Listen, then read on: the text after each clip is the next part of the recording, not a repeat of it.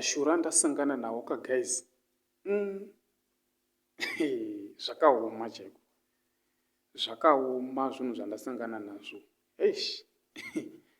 Vanhu kutamba vasina kupfeka parufu. Kukurira hembe dzose. Kwakutanga kutamba. Guys ka. Zvimwe zvinhu zvatosangana nazvo. Ndisati ndapinda munyazviseri guys kada kuti ndaisvaka subscribe to this channel. Nevasati vasubscribe guys nchiti guys hapana chekumirira subscribe. And musakanganwa kubaya notification bell kuitira pose patino upload the latest video. Guys musadarikirwa. Because tichida kuti tifambirane nekulikeawo mavideo nekutaurawo macomments uku guys. Nyaya iripo ka. Zvinhu zvandangosanganawo nazvo zvangondishamisawo ndikati ndiuyewo nazvo pano pachannel penyu pano muzvinzwire nekuzvionera guys. Pane video yandasangana nayo yevanhu vanga vari parufu. Vanhu ava vachitamba parufu vasina chikupfeka. Because zviri kunzi rufu ihure rafa. Saka mamwe mahure ndo anga achitamba asina kupfeka akatanyanga pabhoxi kudai. Guys, ndaingonzwa dziri nyaya yekuti mahure kana afa anoita zvese zvavaita vachiri vapenyu vachitevedzera zvaita movie. Ndo zvazvichiitika ipapo guys.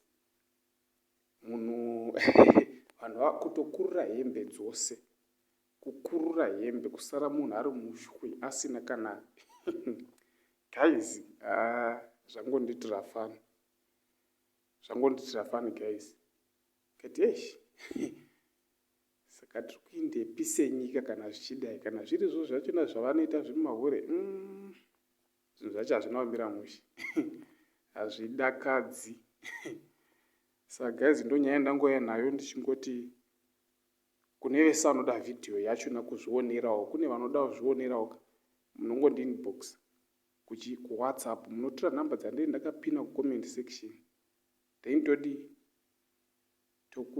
tine group ratinaro ratinoisa mavideos atisingaisi payoutube.